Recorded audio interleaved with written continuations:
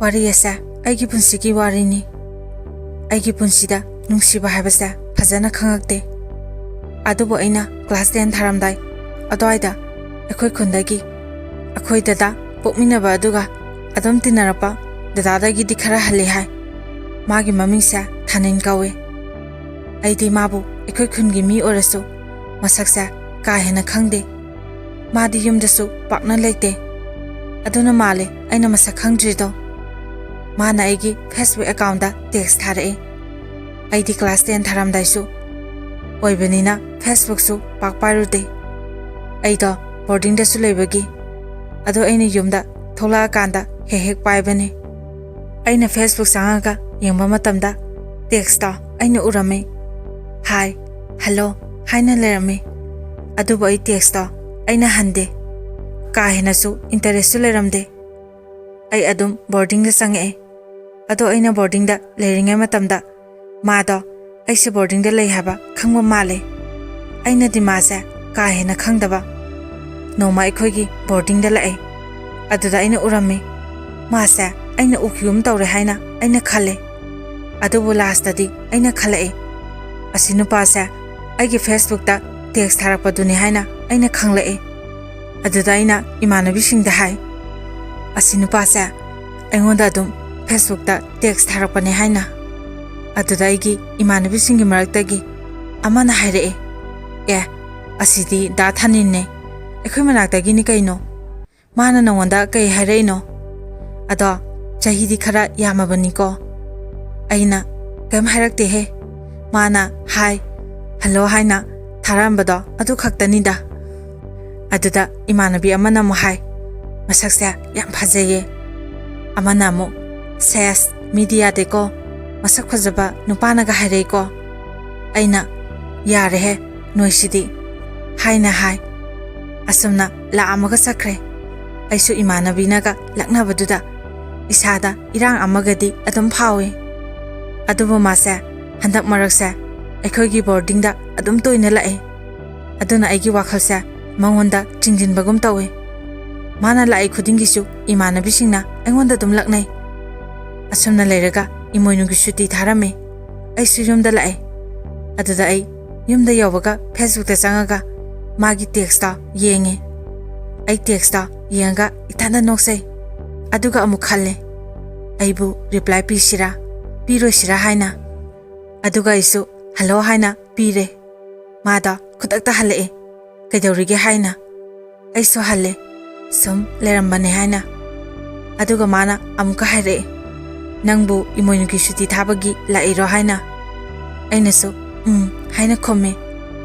Asumna ibani sa text thanarame. Aisu mabu khanba haure. Isada karino khangdaba amasu phawe. Aduna aingonda maga paw phawnaraga nungaiba amasu phawri.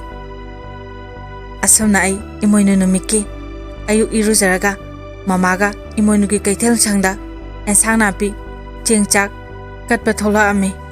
Aisu phanek sele aduga phi ama ile. Mamaga lakpada laisang yara ame. Aduga aina yorpa matamda da Thanin da laisang manakta leirame. Aido sangma yamna ikairame. Adubu adum sange. Aduga laido khorame. Da Thanin di aingonda dum yenga leirame. Asumna lai khoramba loraga ayumda lae. Aduga phone yengame. Aduda da Thanin na aingonda text torame. Ngasidi nang yam phajai. Madu uraga aina nopagi sticker ama mon thajale. Aduga thank you haina thai.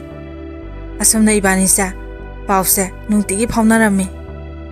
Aisu khara leiraga exam loraga yumda leire.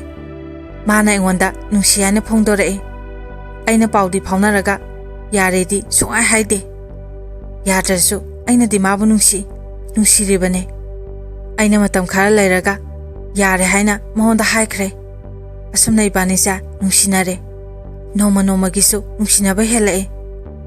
Mina su ngangnarapadagi mama hoisu khangae. Mama na aingonda ngange. Ekhoi imungi mi singnasu ekhoi mama do yumnakna parmbase pamde hai. Aduga da Thanin su aingondagi yamna su hali. Aduna su ekhoi imungna pamdabani. Asidegi ekhoi dadana ibu phone paiba yaroi haina phone do lausinkhre madudagi ai yam warame kapsu yam kapame maramdi ai da thanin bu thamoi sengna nungsiki yam thajadana da thanina engonda akhoi imanabi amada chithi ama pira ame madu ubada ai yam harauki magi chithi do pajaraga da thanina engonda bema haina kawe dadasu yamna wari bema haina chithi da nungsiba wahai kya ama ira ame aduga aiso chithi do reply amu pira o haina hara ame aiso halle ibani sa asuna phone paidresu chithi da dum paw phaunarame aduga ibani gi unaba numit amadi mafam hainarame chithi da dum hainabane mafam se aikhoi gi inkon gi awang thangba samran mayada jambambi ma haurame aduda ibani sa adum unarame aduga unaba numitna Sandega Wednesday ga da unarame aduga pungna yasangbagi pung tarukta haina ibani sa khangnarame paw phaunadana chithi da khakta pinaraga isana khangna timing do yenga thoe nong phado su aina thoga mana khara thengna lakpagi mana du ngaraga aina yadadana thokidabagi thengna kidabasu yawdaba nate ibani gi nungsibasidi nomagi sum hele mama hoinadi yaba kauba leite do asumna wana nungsinaki adubu nomasu unai tabadagi dadaga imaga ni yam ngange masidagi aisu isasa wakhan nungaitadana chaka ningthi nungaina sade dada hoi mama hoina aisa yam thina phui aina da thaninda da aisa yam ware mangonda lobola o haina hayu haina imanabi amada pau thakre aduga yasangbada masu ngarame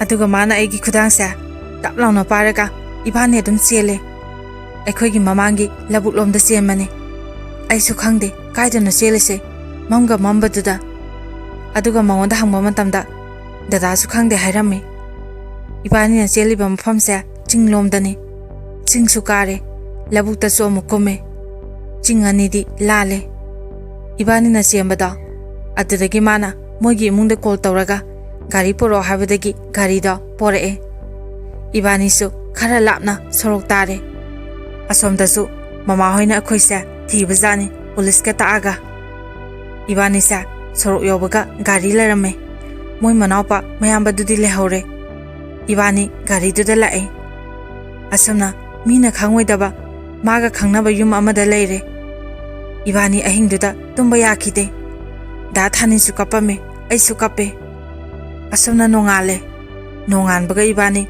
police ta lao haina da thani logi imunga chatlame akhoi imungsu loine lerame ayamna kapke adubo aisa sahi sudribanina adum phadoknare sahi suraga hongane haina asomna isu phone paiba yare paire haujiti ibani pawsu adum phaunare adubu babaga dadaga nadi yadri hauji phawba adubu mama nadi khara yare ado hauji su ibani lohongdri aisu sahi sudribai adubu ibani na ahongba leite aduna hena dum nungsinari khangdre ishorna karibu tambiramiba mayamda sunijari ibani sa thungnajaba oijage ibani di khuna amatanina matungda lai harabagi jagoi sabadasu ibani migi mamangda unabadi yadabanina lona yengnai da thaninsu jagoi sabagi phaijo kake setlaga tholokpane mana sabadana aina pena yengjare aina sabadasu mana dum yenge ibani asumna ikoi khunge numitare gi lai harabada nungtigi yawe maramdi ibani sa unaba phangani khanbagini aduga aidi lai harabagi jagoi sabasa yamna su pame aduga mana su aigi apamada khangbagisu mana lakpani mayam ibani gi chithi singda hausipaw thamnari hausiti masu mapalamda lekhre adu orasu ibani gi nungsibadi ahongba leramde aina pakhasari basa karigumba khujin khuya toktagi ibani sa soidana kaina khidra sikhaktane mayam gi thawjandagi ibani sa thungnaba oijage mayam daina wari asibu hafsabagi maramde thamoi sengba nungsibada mama ampaw ebasingna masa singi pukning goi baba khangdana makhoina ngamle habagi matagum phadokna duna thamba ꯄꯤꯕꯤꯗꯕ ꯀꯌꯥ ꯑꯁꯤꯅ ꯃꯇꯨꯡꯗ ꯐꯠꯇꯕ ꯀꯌꯥ ꯑꯣꯏꯔꯛꯀꯅꯤ ꯍꯥꯏꯕꯁꯦ ꯃꯃꯥ ꯃꯄꯥ ꯑꯣꯏꯕꯁꯤꯡꯅꯁꯨ ꯈꯪꯕꯤꯌꯨ꯫ ꯃꯇꯥꯡ ꯑꯁꯤꯗ ꯋꯥꯔꯤ ꯑꯁꯤ ꯃꯌꯥꯝꯗ ꯇꯥꯍꯟꯖꯕ ꯂꯣꯏꯖꯔꯦ꯫ ꯃꯌꯥꯝꯅ ꯆꯦꯅꯦꯜ ꯑꯁꯤꯕꯨ ꯅꯨꯡꯁꯤꯕꯤꯗꯨꯅ ꯂꯥꯏꯛ, ꯁꯦꯌꯔ ꯑꯃꯗꯤ ꯁꯕꯁꯀ꯭ꯔꯥꯏꯕ ꯇꯧꯕꯤꯌꯨ꯫ ꯑꯔꯣꯏꯕꯗ ꯃꯌꯥꯝ ꯄꯨꯝꯅꯃꯛꯄꯨ ꯏꯀꯨꯛꯅꯅ ꯈꯨꯔꯨꯝꯖꯔꯤ꯫